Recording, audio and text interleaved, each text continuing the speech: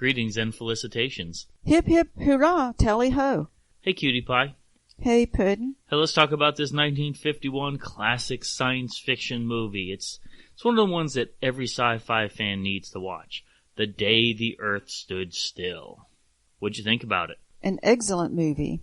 Well, let's talk about the details.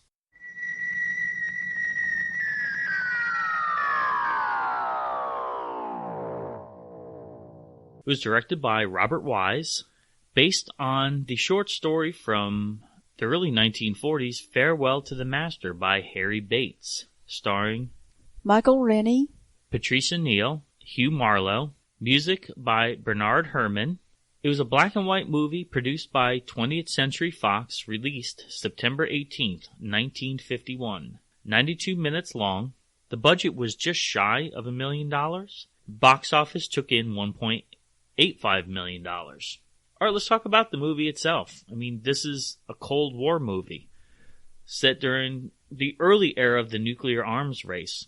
The story involves an alien visitor that is humanoid in appearance. He comes to Earth with a robot named Gort, and it overviews the reaction of what an alien would be like landing in Washington, D.C., and what human reaction would be. And this was different from a lot of other movies with aliens because the guy who comes to Earth looks human. Yes. Initially, we don't know. He has a helmet on his head, but he has 2 arms, 2 legs, humanoid in appearance, but then we see he looks very much like a normal man. And of course it fits the story because he is able to walk around among humans and other people don't know who he is. Yes. Why this movie is so important, especially in the time frame, is because science fiction movies at the time were extremely low budget, goofy. A lot of it was just, there wasn't much story to it, whereas this has a message. This is the type of story that influenced Gene Roddenberry because he wanted moral meanings in Star Trek, and we're seeing that this movie has that. This is more of an elevated science fiction movie as opposed to your standard bug-eyed monsters and random flying saucers. Made in 1951, as you said, so it was during the time of the fear about the Cold War and the atomic age. So that's what the movie capitalized on. But it was current also issues. Yes, exactly. Yes. And in fact, because of the negative views that science fiction movies had at the time, Patricia Neal admitted she had a hard time keeping a straight face. She was laughing so often. She thought this was just going to be another throwaway movie that no one would care about. But boy, was she wrong. Well, it was mostly the story that saved it. It wasn't really about the special effects. Correct. Or the visual effects. The robot, didn't look that scary. Mm-hmm. And it had a flying saucer that was your typical flying saucer for movies back then. Mm-hmm. But it did have a striking figure in there. And we know that the actor that played Gort, Locke Martin, was nearly 7 feet tall. And the casting was great because, at first, I didn't even know there was a person in there. The costume really made him look robotic for that time, and there was an aura of mystery around him. And I think that's one of the things that sold the movie so well, watching it now, why it stands up, because you're wondering the entire time, what's going to happen? Is he going to destroy people? Is he there just to threaten people? I mean, there's some visual imagery in here that's wonderful, and it's timeless, classic stills. The robot was neat because he only moved when he was activated or when something happened. The rest of the time he would just stand there, and nobody they couldn't destroy him or anything. So he would just stand there, and everybody went, "Well, what is this? We can't communicate with him or anything." But I like in the story how Klaatu, the alien, was befriended by the little boy. I mean, the boy didn't think he was strange or anything. The boy liked him. Mm-hmm. And that sends a message. When we're young, there is no prejudice. There is no bigotry.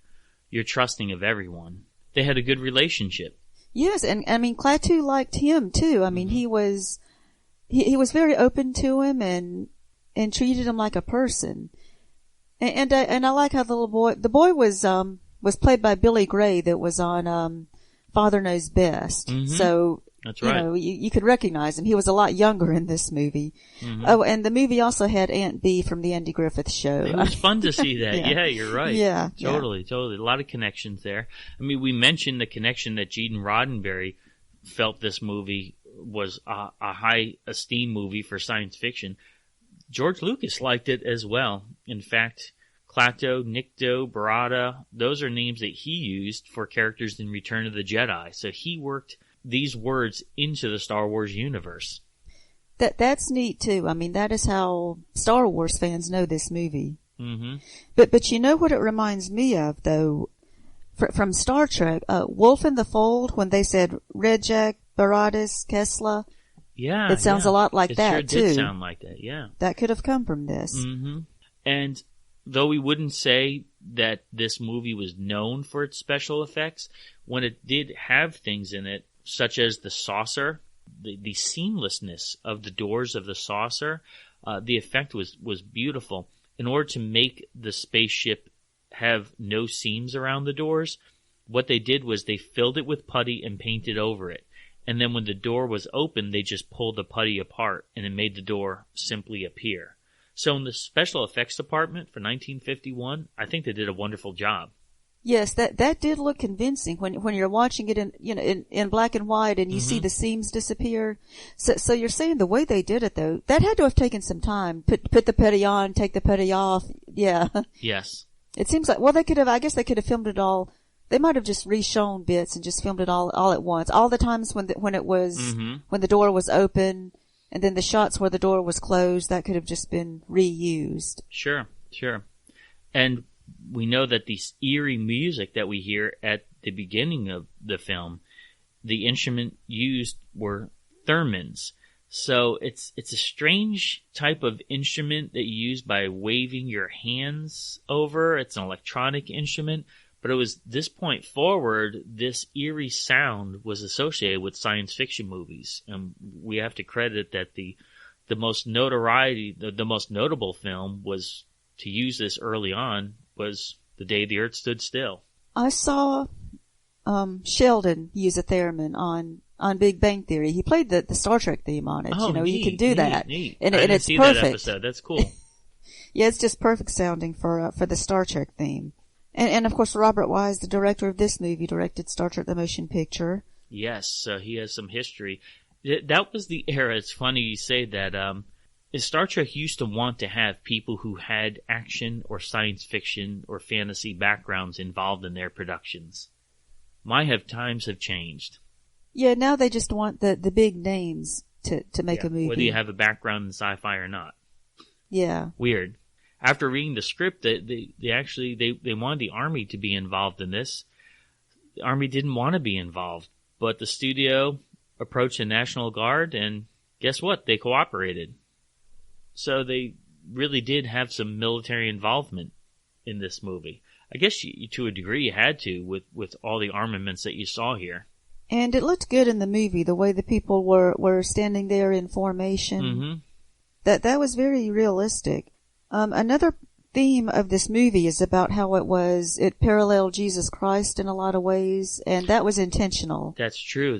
Even that Klaatu adopts the name Carpenter, so that was like an underlying reference to Jesus' occupation. And the fact that he was someone who came to Earth to save humanity. And then when he left, he left by ascending up into the sky. Yes. But also it was a very ambiguous message where he said the choice is yours. You can join us or basically be destroyed. Mm-hmm. And I like the way it ended. Like people are supposed to be left with a decision, but we don't know what decision they're going to make. Yes. And the more disturbing thing about that is if you join them, like he said, that they have a police state where all the robots are like Gort, where they control the violence, and you're just dead if you do anything wrong. So that's how they have peace. That's very extreme. That's, almost inhumane, as we would say. These are the type of science fiction movies that I like because not only is the story intriguing and you're wondering what's going to happen next, but you actually walk away thinking about, okay, could this happen? If it did happen, how would I respond? You actually walk away dwelling upon the message. It wasn't just an action movie. Again, so different from many of the science fiction movies of the time. It gives you something to think about, and also about having. They wanted all the leaders of the world to come together so that Klaatu could deliver his message. Mm-hmm. So that's what he was waiting for, and apparently he didn't know how hard that would be. Mm-hmm. To get all the world leaders in one place. I mean, nowadays, we could do it online. If he had waited and visited Earth now, it would be easier to deliver the whole message to everyone at once. Yes, yes. And in fact, we were talking about Robert Wise working on this. He was actually, in real life, he believed in UFOs, and that's what attracted him to this project. You got to figure, so if this was released in 1951, in the 1940s, he was a big fan of Project Blue Book and everything else that was going on at that time.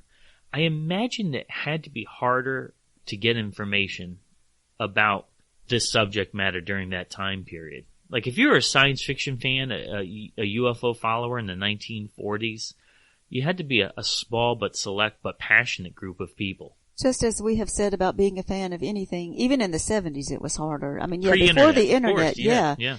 And maybe you could go to the library and find a few things, but it would still be hard to find things on UFOs because there's nothing there wasn't as much published back then.